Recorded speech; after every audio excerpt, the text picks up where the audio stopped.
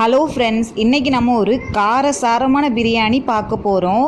அது என்ன பிரியாணின்னு பார்த்தீங்கன்னா, சிக்கன் பிரியாணி பார்த்துருப்பீங்க, மட்டன் பிரியாணி பார்த்துருப்பீங்க, இறால் பிரியாணி பார்த்துருப்பீங்க, ஏன் மீன் பிரியாணி கூட பார்த்துருப்பீங்க. கனவா மீனில் பிரியாணி செஞ்சு பார்த்துருக்கீங்களா?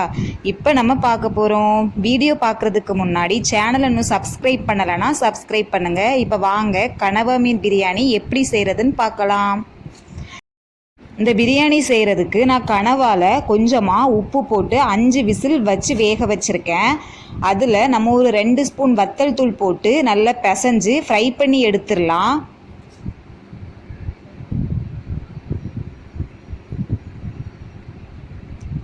ஃப்ரை பண்ணி எடுக்கும்போது கொஞ்சம் கவனமாக ஃப்ரை பண்ணி எடுக்கணும். மேலெலாம் தெறிக்கும், அதனால் லோ ஃப்ளேமில் வச்சு மூடி போட்டு ஃப்ரை பண்ணி எடுக்கணும். இப்போ நல்லா பொரிஞ்சிடுச்சு, எடுத்துடலாம். அடுத்ததாக 3 டம்ளர் பாஸ்மதி அரிசி எடுத்திருக்கேன். அதை ஒரு 20 நிமிஷம் ஊற வச்சிடலாம்.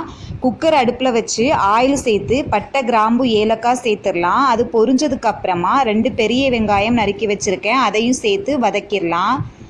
2 தக்காளி சேர்த்து வதக்கிடலாம்.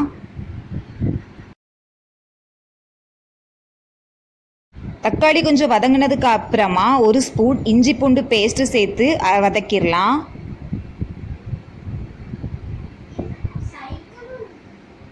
3 பச்சை மிளகா சேர்த்துடலாம்.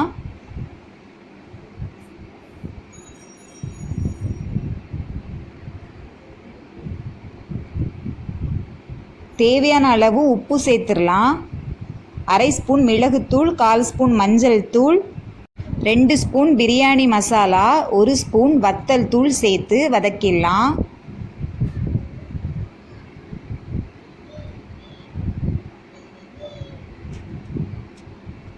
கொஞ்சமாக கொத்தமல்லி, புதினா இலை சேர்த்துடலாம்.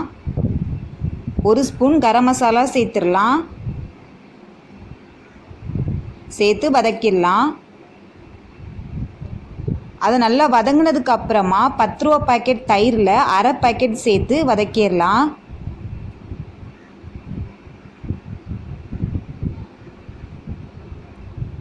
அதை நல்லா வதங்கி எண்ணெய்லாம் நல்லா பிரிஞ்சு வரட்டும். இந்த பாருங்கள், நல்லா பிரிஞ்சு வந்துடுச்சு. இந்த ஸ்டேஜில் நம்ம தண்ணி சேர்த்துடலாம். 3 டம்ளர் அரிசி எடுத்திருக்கேன், அதுக்கு 1 டம்ளருக்கு 1.5 டம்ளர் தண்ணி வச்சு மொத்தம் 4.5 கப் தண்ணி சேர்த்துருக்கேன். இப்போ அது ஒரு கிளறிட்டு கொதிச்சதுக்கு அப்புறமா ஊற வச்சுருந்த அரிசி சேர்த்துடலாம்.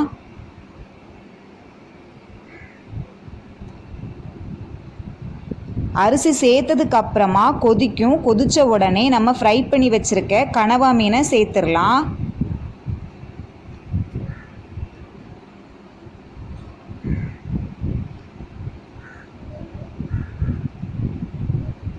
இப்போ குக்கரை மூடிடலாம். கரெக்டாக 2 விசில் வரட்டும்.